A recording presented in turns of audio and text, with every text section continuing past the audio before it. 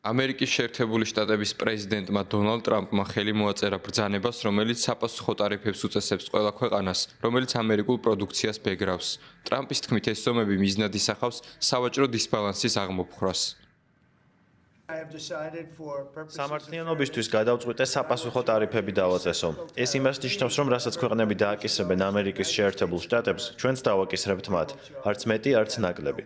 სხვა სიტყვებით რომ თქვა, ჩვენ ზუსტად იმის იდენტურ გადასახადს დავაწესებთ, რასაც ისინი გვიწესებენ ჩვენ.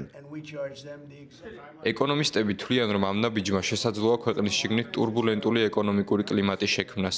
ეს კი იმას ნიშნავს, რომ თუ სხვა ქვეყნები გაზრდილ ტარიფებს გადაიხდიან, მომხმარებლებისთვის პროდუქტზე ფასი გაიზრდება. მიუხედავად ამისა, დონალდ ტრამპი მიიჩნევს, რომ მისი გეგმა წარმატებით იმუშავებს. არავინ იცის რა მოხდება გარდა იმისა, რომ შეიქმნება იმდენი სამუშაო ადგილი, რამდენიც არასდროს გვინახავს. აგრეთვე ვფიქრობ, იმის გამო რაც ხდება, საპროცენტო განაკვეთებით საბოლოოდ შემცირდება.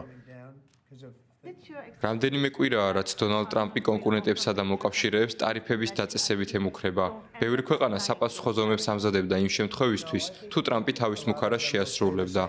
ექსპერტები ამბობენ, რომ ტრამპის პოლიტიკა მსოფლიოს უბიძგებს ყოვლისმომცველი სავაჭრო ომისკენ, რაც თავის მხრივ ეკონომიკის ზრდასაც შეაფერხებს.